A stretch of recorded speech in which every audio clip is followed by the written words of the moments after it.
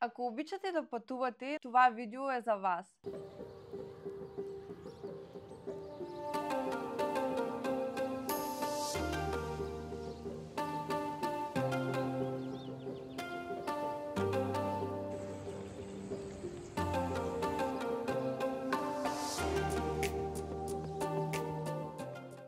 Здравейте!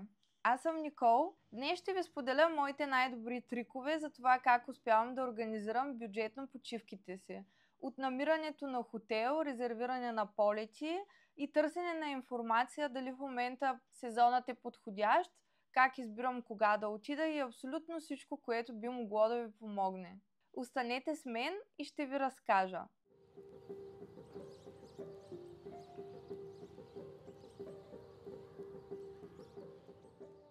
Първата стъпка е да намерим евтини полети.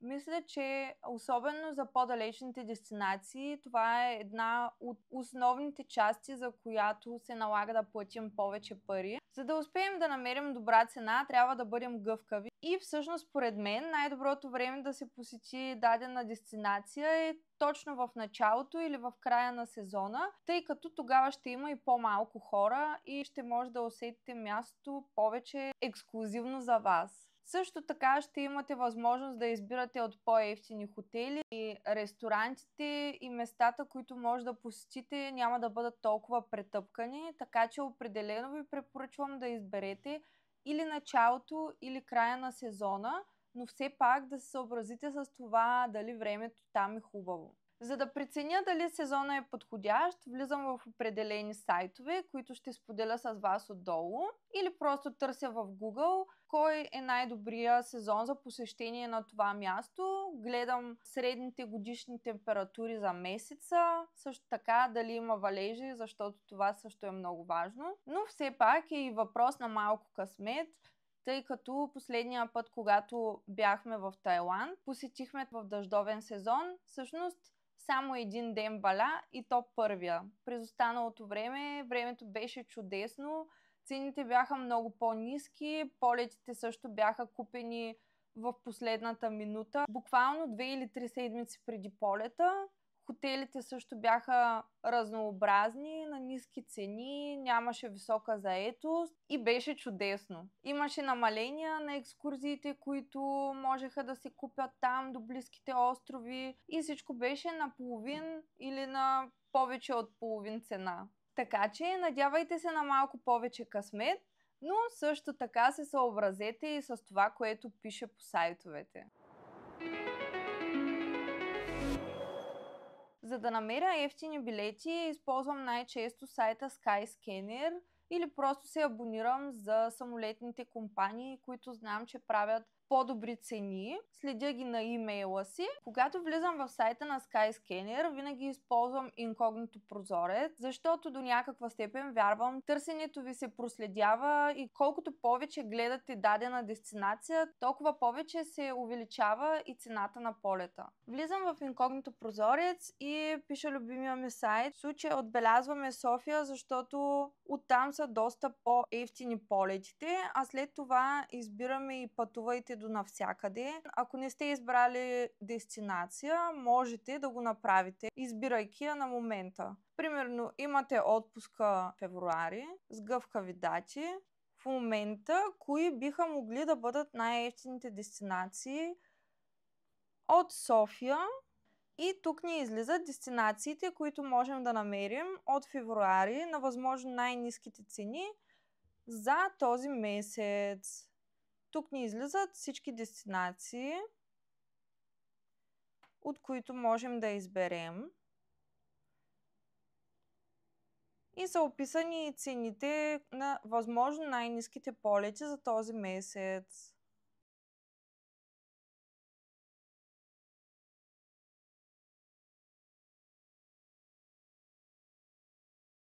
В случая на мен беше интересно да видя полети до Абу Даби. Ето ги, 310 лева. Февруари е доста подходящ месец да посетите Дубай, защото е топло. И ако искате да си хванете възможно най-евтините полети до там, най-добре е първо да летите до Абу Даби, а оттам да хванете градски транспорт до Дубай. Ето, примерно, избираме дата за заминаване, 4, но виждам, че връщанията се оскъпяват. Заради това ще пробвам от 6 до 11. Или, ако искате по-кратък престой, от 8 до 11. Ето, 327 лева, директни полети от София. В предното си видео споменах за това, че успяхме да купим полети до Абу Даби за 200 лева. Това беше защото получихме 20% намаление в приложението и използвахме тяхната карта за дискаунт. А от април месец ще има и нова линия, която е от Варна до Абу Даби. Честно казано, на дори по-ниски цени, така че много силно се замислям дали да не прекарам Великден там, защото април и май месец са последните месеци, които е добре да се посети Дубай, защото след това става много горещо. Има и друг вариант за търсене, който ще ви прикача, в който може да изберете дадена дестинация и просто да видите кой е най-евтиния месец. Случва се по същия начин, просто въвеждате дестинацията, отново цъквате на гъвкави дати и виждате в кои месеци, като предварително сте се подготвили дали тези месеци са подходящи за посещение на дадената дестинация и преценявате кой месец са възможно най-ниските полети, а след това и всичко останало. Стигнах до заключение, че най-евтините полети до Азия всъщност са от Истанбул и заради това вече няколко пъти пътувам през там. До там стигаме или с автобус, тъй като аз живея във Варна. Автобуса Варна-Истанбул, който е може би поне 10 пъти на ден. Има всякакви различни часове, а има и директен автобус, който е до летището. Ние обаче обикновено пътуваме с кола и оставяме колата си на паркинга. Паркинга мисля, че е около 12 лева на ден и е защитен, има камери, няма какво да се притеснявате, а и е доста удобно да пристигнеш там с колата си и след това да можеш да си тръгнеш. Също така има много хотели, които са наоколо. Бяхме спали за 50 лева на вечер в напълно приемлив, чист, нов хотел, което за Истанбул даже е рядкост, но явно, понеже са до летището, има такъв избор, защото аз съм спала в хотели в центъра на Истанбул, където цената беше 80-90 лева на вечер и всъщност самите стаи бяха ужасно мръсни и със сигурност не препоръчвам. Но пак се зависи от самия хотел, винаги гледайте оценките, винаги гледайте какво пише в Google, TripAdvisor и други сайтове, които ще ви изпиша, които са достоверен източник. Обикновено хората не лъжат за това дали не им е харесало на даденото място, така че когато можете, възползвайте се от мнението на другите. До тук с резервирането на полети. Обикновено, ако първо съм избрала дестинация, то винаги отивам там, защото съм си набелязала дадени места, които със сигурност искам да посетя. Какво правя аз? Намирам самото място, как се казва в Google и след това му поставям сърце. Когато събера всички места, които искам да посетя и на всички тях сложа сърце, когато се отдалеча малко от картата, виждам горе-долу в коя част на мястото е добре да резервирам своя хотел. За вдъхновение ползвам Instagram, TikTok, Google, влогове на хора, други, които са посещавали местата от YouTube и всякакви други места, които може да влезете и да намерите някаква информация. Тази система измислих преди много време, когато започнах да пътувам и в един момент Инстаграма ми се превърна в място, което постоянно ми въртеше нови дестинации и всички тези места ми се струваха толкова много, че нямаше как да ги запомня по друг начин. А и честно казано, понякога ми действаше демотивиращо, като виждах колко много места има и как едва ли ще ми стигне един живот, за да ги обиколя. По този начин аз ги отбелязвам в любими и знам, че ако един ден ми се отдаде възможността да пътувам до тази държава, те вече са отбелязани и ме очакват. В крайна сметка, смятам, че самото пътуване е много по-важно от дестинацията, но все пак аз обичам да планирам всичко за напред и да бъда подготвена, така че тази система ми помага. А и видяхте как изглежда картата ми в момента, така че изглежда имам още доста места, които да посетя. След като отбележим в Google карти любимите дестинации, започваме с търсенето на хотела. Самите Google карти си имат опция за намиране на хотел. Когато цъкнете на дадения хотел, отдолу ви изкарва сайтовете, през които може да закупите и на каква цена. Обикновено доста точно изкарва информация за това кой е най-евтиния сайт, от който може да закупите дадения хотел. Повечето сайтове, които Google споделя, са проверени и са безопасни, но не мога да гарантирам за всички. Едни от сайтовете, които използвам най-често са Agoda, тъй като те имат клиентска програма за трупане на точки и колкото повече резервирате от тях, толкова по-добри оферти ви изкарват. Booking, честно казано, избягвам да го използвам, защото в повечето случаи съм видяла, че в Agoda има много по-добри оферти, hotels.com, TripAdvisor и подобни. Само за сравнение, бих искала да споделя една от най-добрите оферти, които до момента съм намирала чрез сайта на Agoda, тъй като те имат допълнителни отстъпки, ако резервираме често през тях. Ето може да видите цените, които излизат на другите сайтове за нощувка. Чрез сайт, който ни отваря вътрешните оферти на Agoda, можем да достигнем до него или просто чрез тяхното приложение. В крайна сметка, когато финализирахме плащането, ни излизаше 240 лева на вечер, което беше с включена закуска и вечеря на много хубав резорт на Малдивите, който беше с домашен риф. Водният свят беше невероятен и не е нужно да имате кой знае какви умения, за да имате възможността да ги видите, тъй като рифа е на самия остров, а там е достатъчно плитко, може да се стъпва, не е опасно, не е страшно и всеки може да види красотата на океана там. Когато за първи път видях тази оферта, дори не ми се вярваше, че е възможно, тъй като тези резорти на Малдивите по принцип са много скъпи. Но благодарение на този сайт в Google и благодарение на това, че членствам в Agoda, успях да се възползвам от подобна оферта. Исках да ви покажа тази оферта, тъй като тя е една от най-внушителните, които съм намирала, но идеята ми беше, че ако търсим достатъчно добре, винаги можем да намерим страхотни оферти, страхотни сделки, особено такива, които са в последната минута и да отидем на място, което ни се струва недостижимо за напълно реална цена, която бихме платили същата дори и в България. И вероятно, ако е all-inclusive хотел, не съм сигурна дали има дори такива цени. Единственото нещо, което е специфично за там, че не е включен алкохол, но по принцип на Малдивите никъде не се предлага свободно алкохол или пък евтин алкохол, но предполагам, че не отивате там заради това.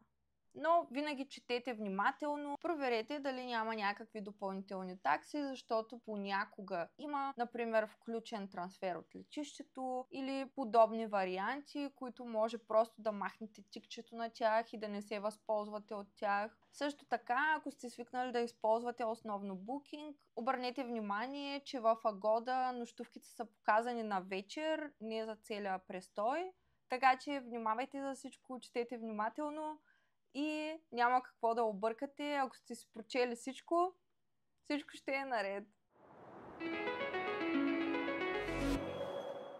Бюджетиране и управление на разходите. След като вече съм преценила горе-долу колко ще ми струват полетите, погледнала съм горе-долу колко ще ни струват хотелите, а тъй като съм и изгледала няколко клипчета за самата дестинация, дали е скъпо, дали е евтино, горе-долу какво можеш да си купиш, на каква стойност, преценявам приблизително бюджета, който ще ми бъде нужен за там. Ако имам някаква допълнителна активност, която със сигурност искам да направя там, като примерно да се кача на лодка, за да гледам залез с делфини или да отида на сафари в пустинята.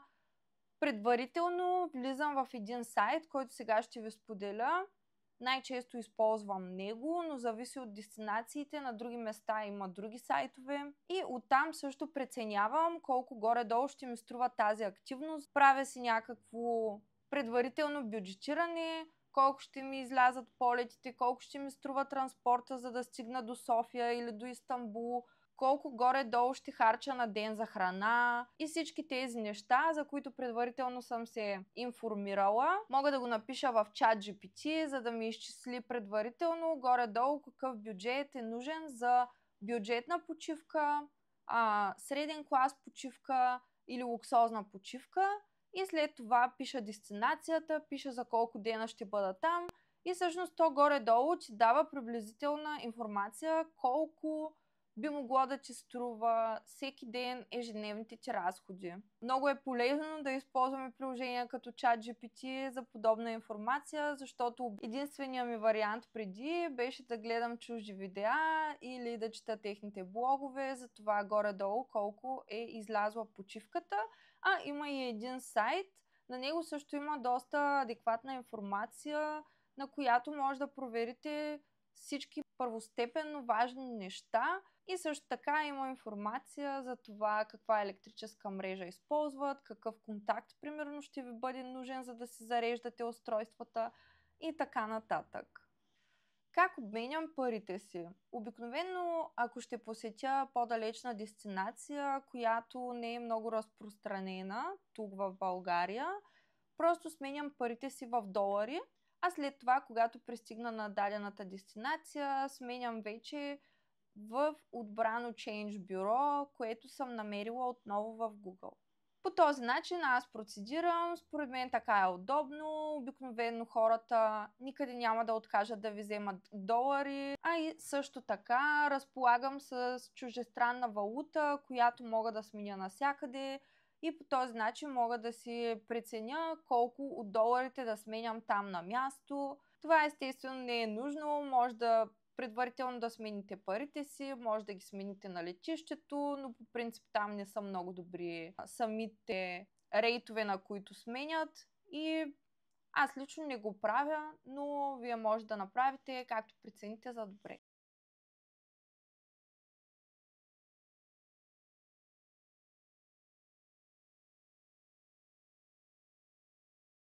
Също така има различни приложения, в които може да следите бюджета си, да записвате абсолютно всичко. Ако сте на почивка с приятелки, може да си изтеглите приложение, което да следи кога някоя от вас е платила, за какво и на колко трябва да се раздели сметката. Това е много удобно, защото обикновено когато сме няколко човека, се объркваме кой къде е платил и по този начин през цялото време мислим кой на кого има да дава пари и е доста сложно, така че този ап би го препоръчала, ще ви го споделя и него. С тези съвети вярвам, че ще успеете да започнете организацията си. Ако имате въпроси, естествено ще имате.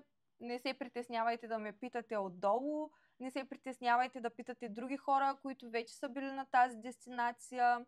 Гледайте видеа, споделяйте, питайте, търсете, никой няма да ви откаже помощ. Обикновено хората, които обичаме да пътуваме, обичаме да споделяме тази информация и дори по някакъв начин, споделяйки на друг, къде си бил, ти си припомняш всички тези емоции, а споделяйки му тази информация, по някакъв начин се връщаш на даденото място или си припомняш мили емоции. Така че за мен никога не е проблем да споделя мнение за дадена дестинация, да разкажа как всичко съм се организирала и да дам съветите си, да кажа какво аз съм пропуснала, какво бих направила и така нататък. Ако видеото ми е било полезно за вас, ще се радвам да харесате и да се абонирате за канала ми. В заключение бих казала, че пътуванията не е нужно да бъдат скъпи и ако проявим малко креативност, старание да си набавим информация, винаги можем да намерим добри сделки И в крайна сметка, незабравимите емоции, които ще ни останат след това, според мен не биха могли да се изразят в пари, така че действайте смело, проучвайте, търсете оферти, бъдете амбициозни, бъдете напористи и няма как да не намерите най-добрите условия за вас. Благодаря ви, ако сте гледали до края и ще се радвам да се виждаме отново.